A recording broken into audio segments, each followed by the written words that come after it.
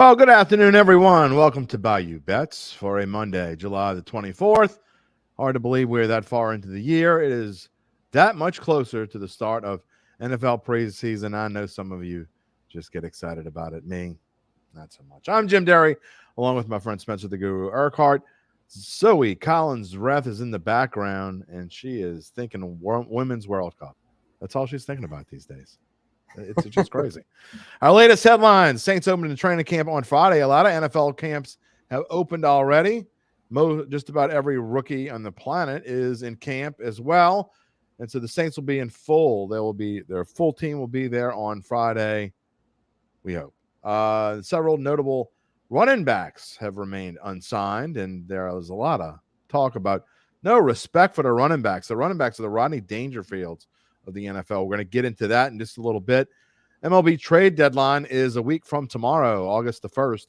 What big names might go? Shohei Ohtani, Cody Bellinger, some other names out there that are potentially going. Spencer's worried about his Cardinals being ripped to the shreds. We'll talk about that in a little bit. And then the Women's World Cup rolling on. The women are playing the Netherlands on Friday, so I'm told.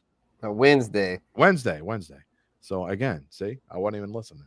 I just didn't get it right. So a reminder to everyone to subscribe to the Bayou Bets YouTube channel. Well, that's where you can get, we know a lot of you are watching on NOLA.com and Twitter and different Facebook pages, but don't forget to subscribe to the Bayou Bets YouTube channel. That's where all of our stuff comes out, including tomorrow, the beginning of our NFL team previews, which we'll get into a little bit more later, beginning with the AFC South and the Houston Texans.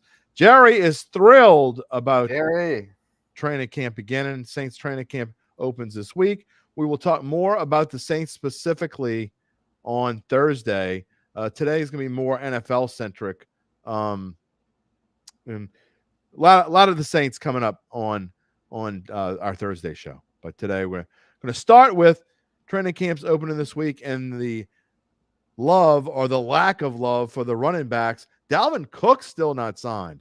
Rumors that he could be going to Buffalo, Spencer. There was rumors that he was going to go to New England.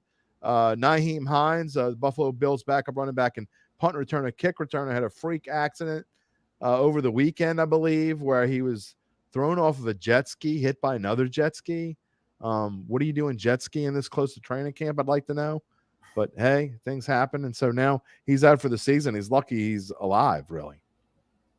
Yeah, that was crazy to hear that because it was funny. I was talking to a buddy of mine just last week about the Bills' backfield, saying how they had too many mouths to feed between James Cook, Damian Harris, Latavius Murray, and Nyheim Hines. But now there's one less mouth to feed there with Hines done. But I still think there's a chance they could bring in Dalvin Cook because Latavius Murray, I mean, they just brought him in on a cheap one-year deal.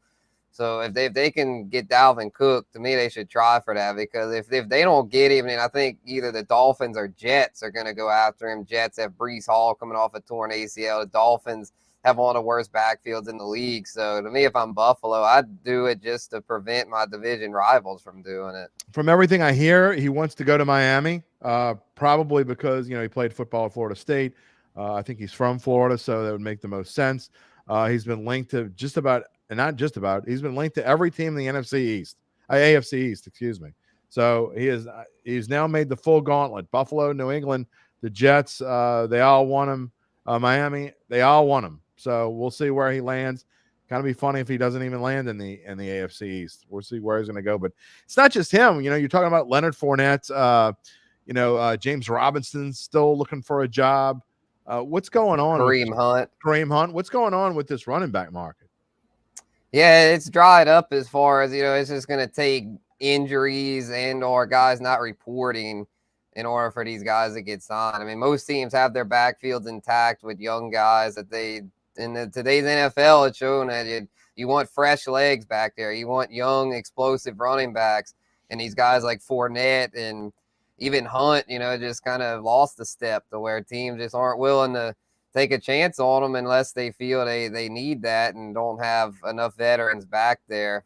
But a lot of times teams are willing to roll the dice with the younger guys. Just look at Minnesota's backfield. They cut Dalvin Cook, and basically all they have is Alexander Madison, and then all their other guys are super inexperienced, but it seems like they're okay with that.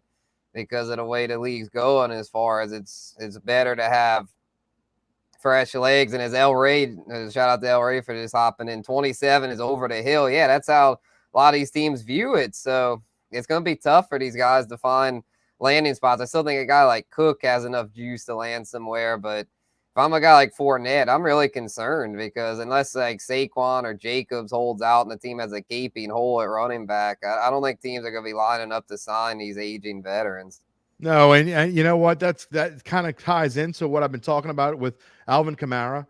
And if he misses some time, I mean, this is, and I've said this on multiple shows now. I know people that watch every show that we do are tired of hearing me say this, but it just goes to the show. It's not just that Alvin Kamara has a suspension looming, which has me worried about the depth at running back for the Saints. It's the fact that he's about to be 30 years old, and the shelf life of a running back is about 4 to 6 years. And I think a reason why a guy like Latavius Murray is successful a little bit older is because early on in his career, Spencer, he didn't run the ball as much as a lot of running backs his age did when he first got in the league. He was kind of split in time.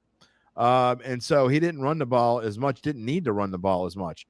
And so his legs are a little bit fresher. Whereas, you look at someone, Dalvin Cook, although he spent a lot of time on the injured list, when he was there, he was running the football 22, 24, sometimes 26 times. And even though he had Alexander Madison there for the last part of his last few years of his career, he still has had plenty of touches for being a guy that's as young as he is.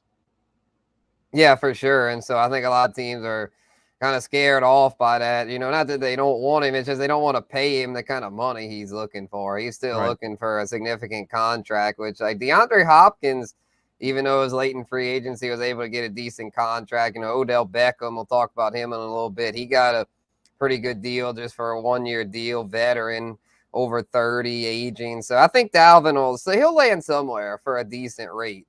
But he's the only one, though. Like, I feel like after him is kind of a drop-off as far as, like, I think Fournette and Hunt will be able to go somewhere, because there's going to be injuries. It happens every year. There's going to be at least 2 or 3 key injuries in some of these backfields that open up roster spots. And good news for Sean Payton and the Denver Broncos is kind of just the opposite of everybody else when it comes to running backs. Javonte Williams, who tore his ACL last year, they were talking about whether they didn't know if he would even be ready for the start of this season. Well, not only is he going to be ready for the start of the season, it looks like he's going to be ready for camp, as he's been given the okay to get going. And so, somebody like Javonte Williams, I'm sure you'll be talking about him on your fantasy shows coming up as we begin our division preview, Spencer. But, that's a big break for the Denver Broncos. Yeah, definitely. I would still be a little concerned about him for fantasy, because I think they're going to bring him along slowly. I think he'll play to start the year, but it'll be, I feel like, very much a committee between him and Samaje Perine. And even if he was healthy, Sean Payton is known for committee backfields. I mean, Mark Ingram, Alvin Kamara, like, you want to go way back, Reggie Bush, Pierre Thomas. It was very rare that the Saints would have just one primary workhorse under Payton. So I'm thinking that even though Javonte's health's looking good, I wouldn't go moving him up the fantasy board too much because of the way Sean Payton tends to split carries. And the Saints won't have one featured running back, I don't think, this year either, unless they can't avoid it, I guess is the way to put it.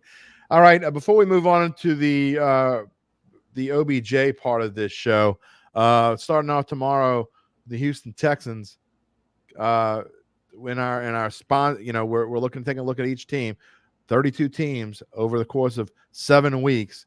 Spencer, do you like the Texans or not? I do. I think they're trending in the right direction. D'Amico Ryans, I really like him as a first-year head coach. CJ Stroud is obviously going to go through growing pains, not saying he's going to be a rookie of the year or anything, but I think he'll be good enough to win the job fairly early in the year. Him and Case Keenum will probably battle it out for week 1, and I would think he'd win it, and, it might be kind of a rough start, but I think as he goes along, he'll get better, and their defense should be better with Will Anderson and some reinforcements in free agency. So I'm not sure what their win total is. I'm sure it's 6.5. 6.5. I might take the over on that. I think they'll win in that division being bad. I think they could definitely win 7 or 8 games. Schedule for the Texans. It's a little rough on early part of the schedule. If you look, it's 28th ranked. Strength of schedule is only 28. but it eases up a lot towards the middle. Gets tough again, I think, towards the end. But they definitely have some winnable games. To me, Spencer, they're going to have to get out to and win. Maybe they can win 2 out of their first 6. I think they can get past that 6.5. That's going to be the key number. But that's easier said than done. I think they'll be favored against Indianapolis. But if you look at the other games and who they play and where, I think they're going to be underdogs in the other 5. Right. Yeah, I'd kind of be more comfortable with it if it was just 6 at half, because I think they might end up like 6 and 11 is where a lot of people are probably having them pegged. But I think 7 and 10 is very doable for them, though. If everything breaks right, maybe even 8 and 9.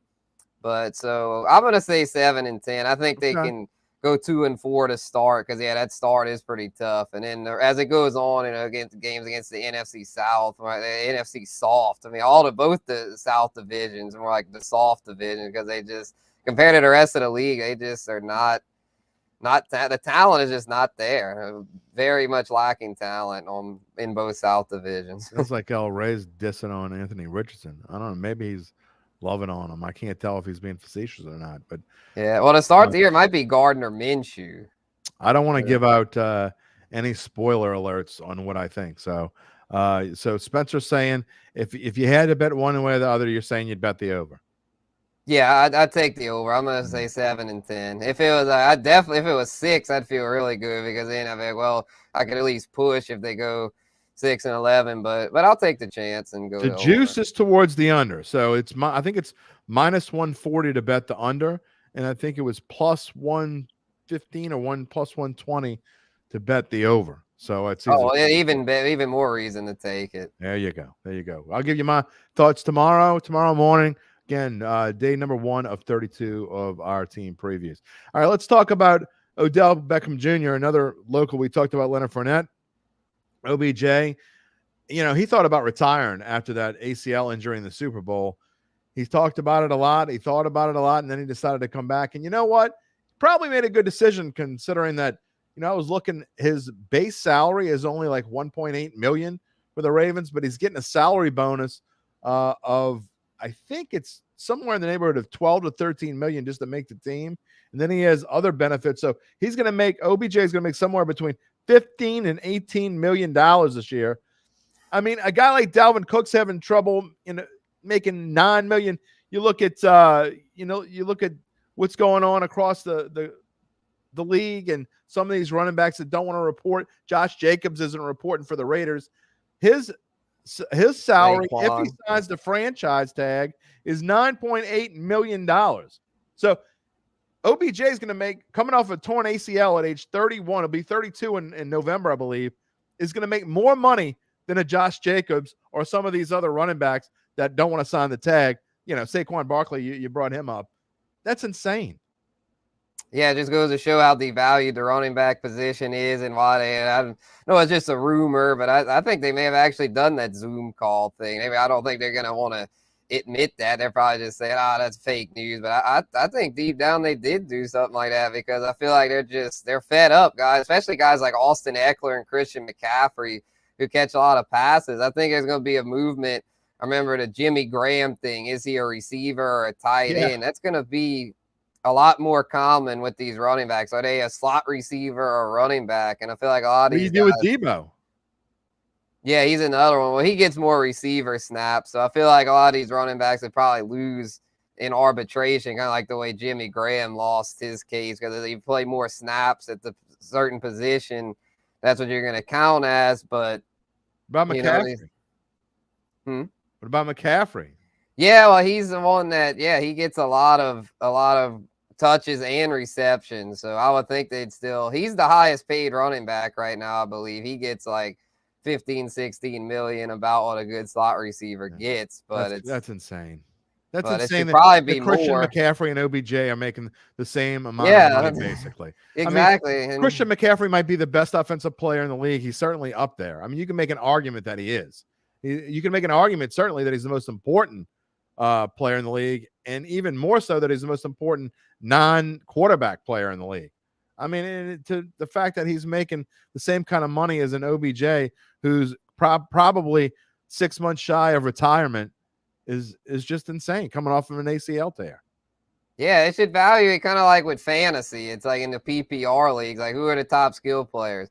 Justin Jefferson, Jamar Chase, Christian McCaffrey. Like I feel Yeah. like GMs are gonna have to start valuing it like that because I feel like eventually someone's gonna come in and be like, well, look how valuable Christian McCaffrey is to me. Like I think those kind of guys are gonna start getting their due when these teams realize how valuable they are. And these guys like Odell, yeah, he's a receiver, but it's like considering he hadn't played in over a year, he was pretty lucky to have landed that deal because I'm thinking that he'll have some good moments in Baltimore, but I think the rookie Zay Flowers is going to be the real difference maker there. I think Odell, he'll just be sprinkled in here and there, but he's not going to be like he used to be. Well, I know I get on Lamar Jackson here and there, but there's no question he has not had anyone really to throw to the ball to since he's been there.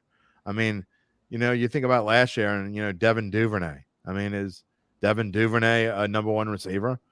I mean, who does he throw to? I mean, so can OBJ even begin to replicate his old career? I mean, I'm not saying he needs to be 24 years old again, but I mean, good Lord, besides the tight end Mark Andrews and he's got Isaiah Lively, he's got to be able to throw the ball to someone. Yeah, well, he's got. That's why I really like Lamar for fantasy this year. Me and Gabe have talked about it on the fantasy roundup because he also have Rashad Bateman back from the foot injury. Yeah. So he's got 3 quality receivers, and like I said, Isaiah Likely, the other tight end. So I mean, he's got 5 quality weapons, and that's not even counting Duvernay, who's also still there. Be his 6th, and last year was his 1. Think about that. I know it's crazy, but you think about it though, and overall, it's way better just as a whole. But he still doesn't have, to me, that one guy that he can depend on, like so many other of the top notch quarterbacks have. I mean, he just doesn't have that one guy. I don't know. Your dad's saying he'd be surprised if OBJ can make it healthy through a whole season. I mean, you can say that about a lot of people, though. I guess you just don't know going into a season. Oh, don't get me started. We'll talk about Michael Thomas. We've got plenty of time to talk about Michael Thomas. That is coming up. We're going to end our rants with football, so I want to deviate from football for just a moment and talk about the Major League Baseball trade deadline, which is a week from tomorrow, Tuesday at, I believe it's 5 p.m. Eastern time, 5 p.m. Central time, I believe. I think it's 6 p.m. Eastern time, which is a little bit later than it's been. Do you think you're looking for any surprises this year? Obviously, the big names being talked about, Shohei Ohtani or the Angels, they haven't committed to not trading him, which usually suggests that they will. I'm of the ilk that they shouldn't, just for their fan base. I just don't think you're going to get enough. Unless someone blows you away with a trade offer, I'm just going to keep them and hope you can talk them into staying, even though it's probably not going to happen. And then the other names on the block, Cody Bellinger's being discussed. I think the Cubs are crazy if they trade Cody Bellinger. They're only 6 games out of the Central race with 2 months to go. They're only 5.5 games out of the wild card race. I think they're nuts if they dump, but it looks like that is the direction they want to go. And then, your Cardinals have been talking about names like Nolan Arenado, and who would ever thought Paul Goldschmidt would be on the trading block, but could be. Yeah, I'm not sure about Ohtani either. Like, I'm thinking that the Dodgers could very well come in and offer like a 5 to 10 player package deal, probably more on the side of 10 players, but I don't think they're gonna be able to give enough because I feel like the Dodgers this year are a little thin. Their organizational depth's been stretched kind of thin. They have got 3 rookies in their starting rotation, and we know the Angels are going to ask for pitching. They're going to ask for at least 2 of those guys, especially Bobby Miller. I feel like any package involving Ohtani with the Dodgers is going to have to include Bobby Miller, and with Clayton Kershaw on the injured list yet again. Will the Dodgers be willing to do that? I don't think they will. I think they're going to stand pat, and as a result, I think Ohtani is going to stay with the Angels. I don't think anyone's going to give him enough. Because in the Mariners, the interdivision, I don't see that happening. So, and El Rey brings up Artie Moreno. Yeah, he can't wait for a rebuild. Like Artie Moreno is, ever since he signed Albert Pujols, he's been chasing that championship window, which it's been like a squirrel chasing his tail because he's just like, a dog chasing his tail. It's just, not going to get it by trying to just all these big free agent swings. You got to build from within, which is why I don't think the Dodgers are going to tear apart their farm system. Well, they've done that already, and they've only won one World Series out of it. So They thought they were gonna, a lot of people thought that the Dodgers were going to be a dynasty for years to come. And, Kershaw's getting older. The whole team's getting older. I mean, you think about Justin Turner being such a stalwart of that offense, and now he plays for the Red Sox. And it's weird to see him in another uniform. That team is just not the same team that they've been. And I know that they do have some young pitching that is going to come up the pipeline and help them, and some that's already there, and guys like Urias. But I don't see them making that move, that splash move that they're going to need to make to get a Shohei Ohtani as well. I think he's going to stick around. I think more likely, and we haven't talked about the American League East, Spencer, which is crazy because I don't think I've ever seen a division where 5 teams have been all 6 games above 500 or better this late in the season. But that's what we have in the AL East. And if anybody needs help, it's the Yankees. And I hear, bringing up Bellinger, the trade rumors are that that's who they have their eyes focused on. They really want Cody Bellinger. Yeah, I think Bellinger, there's a chance he gets moved, only on a 1-year deal, and the Cubs are fading out of the race, so it's like, even though they handled my Cardinals with ease fairly recently, but it's just like, yeah, I think that, you got to make business decisions, and unless you think you're going to re-sign Bellinger, it's probably best to move on. But see, that's the point. I think the Cubs would. They've kind of they rejuvenated his career. I mean, I would think that would be a place where that'd be the first place he'd want to go. I mean, if he finishes out the year there, I think the Cubs are on track to at least I'm not saying they're going to get back to World Series form, which I think they're really just 3 or 4 players away from being close. And their pitching's been much better than I thought it would be. James Taillon's the weak link, and he's been much better lately. But, there are some guys that have pitched. Justin Steele, I never saw this coming out of Justin Steele. But I just think the Cubs could be in a position to where they were just 7 or 8 years ago. But now that they keep blowing up this thing, I don't know what direction they're really going right now. Yeah, I think they kind of have to figure that out. To me, though, it's not like the Cardinals. To me, the Cardinals are in a position where you kind of just have to blow it up. Because speaking of ruining your farm they're in a system, bad spot. Yeah. Cardinals really ruined their pitching, and they just did not address their pitching. They sold a lot of pitching prospects over there. There's Sandy Alcantara, Zach Gallen. I mean, it's painful to think you got these Cy Young candidates now pitching for other teams, and in your pitching staff, you don't have a single guy anywhere close to being a Cy Young contender. So as far as the Cubs, though, Cubs have a quality rotation. So to me, if I was the Cubs, I'd keep Bellinger, hope to re-sign him, and instead trade Marcus Stroman. Because you've got pretty good starting pitching depth. Stroman is basically begging to stay. I mean, he's been saying that. He's basically begging to stay in Chicago. He loves that. I'm not saying that's going to keep him there, but I mean, he's basically been open from management from the get-go. If you make me a reasonable offer, I'm going to stay. So I don't think it would take a lot to keep Marcus Stroman there. One thing you can explain to me, Spencer, why Yadier Molina is not the manager of the St. Louis Cardinals. Can you explain that? Yeah, I think he wanted to take a year off, kind of, spend time in Puerto Rico and stuff. But I tell you what, Oliver Marmol ain't it. So I think he's not. That going into 2024, I think they're gonna fly their butts down to Puerto Rico and try to convince Yachty to come manage the team, because without him, I mean, it's been completely different, and not in a good way. I mean, Wilson Contreras has not been anywhere close to what Yachty was, and it's not really fair to him. The Cubs' hands.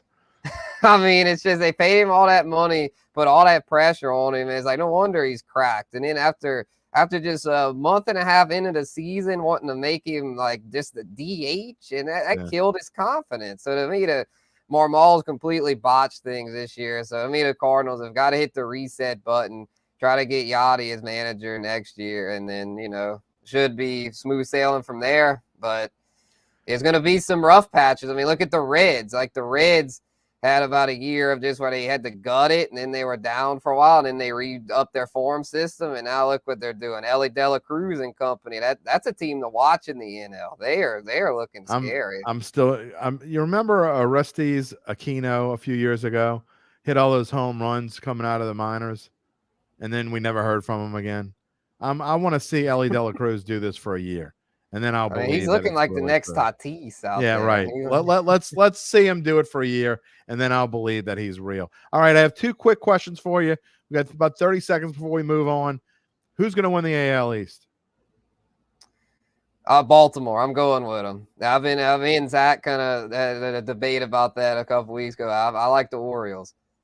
I'm with you. I think it would be fun. I think the Orioles are, if they've made it this far down the stretch and they haven't blinked, I don't see any reason for them to blink now. The only thing that gives me pause about them is if they get into a situation where they're coming down the stretch, the final 7 to 10 games, and I don't have their schedule up on my screen, but if it's them and the Rays down the stretch and they're tied the last 10 days, I'm not sure, because I think they need to have a 2 or 3 game lead. They need to make sure they hold on to this lead. And I know they're kind of tied with the Rays right now, but they need to have a lead going to that last week and a half. Otherwise, then I might change my mind and take the Rays, because the Rays are the experienced team. They're the more steady level team. The Orioles are the kind of team that if you need to take a gamble and you need to take a risk, they're the ones to do it. So I don't know what the odds are, but man, fun team to watch. I hope that they make it, and we'll see. So you answered my second question to me. Yeah, my second question was going to be, because I thought you were going to take the Rays. So I was going to ask you if the Orioles are going to make the playoffs. So obviously you think they're going to make the playoffs, because there you go. Yeah, definitely. And I tell you what, I don't think makes the playoffs, the New York Yankees. I agree. And the ghost of George Steinbrenner will be coming up from the grave, trying to making things crazy over there. All right, let's move into the rant segment. It's our Monday rant. Spencer is saying, don't get all fired up if you see a guy that needs to be carted off in the street. It's kind of like the flop show. You know, soccer flops, basketball flops. Well, there are also football flops. Spencer, take it away. Yeah, I'm just tired of it. It's only a day in the camp for a lot of these teams. It's already his overreaction on Twitter. Like the CJ Gardner Johnson thing, or as we like to call him here, CD Deuce. It's like he's like a non-contact knee injury. Everyone's freaking out. Oh, he's done for the year. Lions secondary is gonna be in shambles. Blah blah. They're making this big deal. And then it turns out he's day to day. So should be okay. And my original rant was going to be how even if he would have been done for the year, I felt like the Lions would have been fine without him. I don't think he was going to be as big of a difference maker as people were thinking. But it looks like he'll still be there, Lions fans. Don't worry, because he will be more of a help than a hurt, I feel like. So with Dan Campbell there, I don't think his attitude is going to ruin it. I think Dan Campbell's got enough of a hold on that locker room to bring in a guy like that, not have it tear the foundation apart. But it's just, to me, the moral of the story is just, it's early. Don't overreact to this stuff, because it's easy to do so, because it's a slow news period. So any little blurb is going to catch your eye and make you think, oh my God, oh no. It's like the Javonte Williams thing. I feel like a lot of people in fantasy now, just because they see he's cleared, they're going to move him up their boards, and now he's going to end up overdrafted. Oh yeah. And so for sure. Just gotta be conscious of this stuff and not go crazy. My opinion is the only bigger ex-Saint bum that's still playing football right now is Eli Apple. Those two can a free agent. No one wants him. Those two can like go right on top of a levee and slide down and just hit an oak tree stump on the way down. That's as far as I'm concerned. I don't want him to get hurt. I just want him to get shook up a little bit. Maybe something rattling around in their noggin a little bit. Bring them back to reality. I mean, I don't know who's the bigger moron, Eli Apple or CGJG, CJGJ. Yeah, I mean, they can join Antonio Brown in the nut house.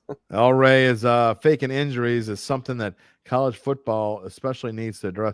A lot of groups that need to address fake injuries.